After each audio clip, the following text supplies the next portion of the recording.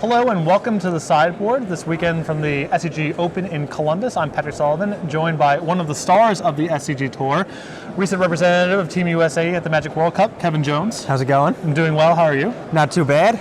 So to the surprise of no one, you've decided to play a Jeskai deck this weekend with some flash elements. USA. But this is the Saheeli Rai Felden Guardian combo. So walk me through sort of the core elements of this deck. So the combo shell is four Felidar Guardians and 4 Saheeli Rai.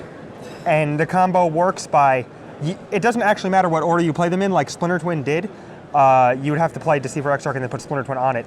You can play either piece first, and then you minus Saheeli Rai to copy Felidar Guardian. It makes a Ghost 1/4, and the 1/4 blinks Saheeli with the comes into play ability, resetting its loyalty, and you no longer it's a new Planeswalker according to the rules, so you can just use it again, and you just copy Felidar Guardian again, ad nauseum, and just keep going and going and going. And you can do it either way, and you can even do it when Saheeli's on one counter, because you can play Guardian from your hand, reset the Saheeli, and then start. Okay, so that gets us 8 of the 60 cards. Yeah. So how do you fill out from there?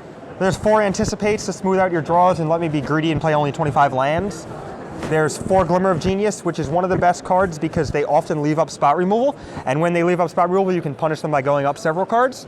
Also, it smooths out your draw, lets you find interaction when you need it, and lets you get some more energy to abuse the sub-game that is blinking Whirler Virtuoso a bunch of times and putting a reasonable board presence there so that they are forced to like interact with that stuff instead of your combo pieces. So one of the concerns or criticisms of this deck are, well, you have your 4 Felidar Guardians and your 4 Saheeli Rais. Great when you have them together, but when they're individual cards, they don't do a whole lot. Are there other cards you added to the deck to try to make those individual pieces of the puzzle a little bit more powerful when you didn't have the combo? The combo pieces not being dead on their own was the most important part of my deck building process. Not to the extent that I was going to put a bunch of different colors and like weird cards in my deck just to make it work, but I definitely built with the comes into play synergies in mind. The 2 Oath of Chandra, blink with Felidar Guardian to rebuy a removal spell. Pretty cute, and people probably missed that. A lot of people probably missed that one. We've got 3 Whirler Virtuoso to pressure their Planeswalkers to block. Great with either side of the combo. Better with Felidar Guardian than it is with Saheeli because the Ghost Whirler Virtuoso doesn't do much. But you still get extra energy, make more tokens. Torrential Gearhulk is great because often they leave up spot removal again, and you can punish them by flashing back your powerful instants and sorceries, and then do things like blink Felidar Guardian, or blink Torrential Gearhulk with Felidar Guardian, or minus Saheeli to make a Gearhulk, and then play another Saheeli minus and kill them for like 15 or 20 in one turn. There's a bunch of those patterns happen. So basically, those cards all facilitate that play pattern, and there's also a solo Prophetic Prism, helps hit land drops, and is good to cycle off of both Saheeli and Guardian, so they replace themselves. And yeah, that's basically it. Also, you can blink Ether Hub with Felidar Guardian to get an extra energy. If you cast it with one of your other white lands, and then blink the Ether Hub as you tapped it for colorless mana, you get an extra energy and more lands to interact. So for the reactive elements in the main deck, I see 4 copies of Harness Lightning, 3 copies of Shocks, 2 copies of Negate. These all seem like cards that are kind of just good on the baseline and also are particularly good in the mirror match. Yeah, you're able to use your mana well each turn, which is important because sometimes you want to play Saheeli on a stable board, and it doesn't actually impact the board very much, so the fact that you have mana efficiency in your early spells is really important because you're able to get Saheeli into a spot where you're putting them in a tough position. And also, Oath of Chandra helps you untap on an empty board, and the 1 of removal spell is Brutal Expulsion, which is really, really good with Torrential Gearhulk, and also can save your Felidar Guardians in a pinch, and if they have an expensive piece of interaction, is a way to protect your combo, albeit a narrow one. Cool. So walk me through the sideboard here.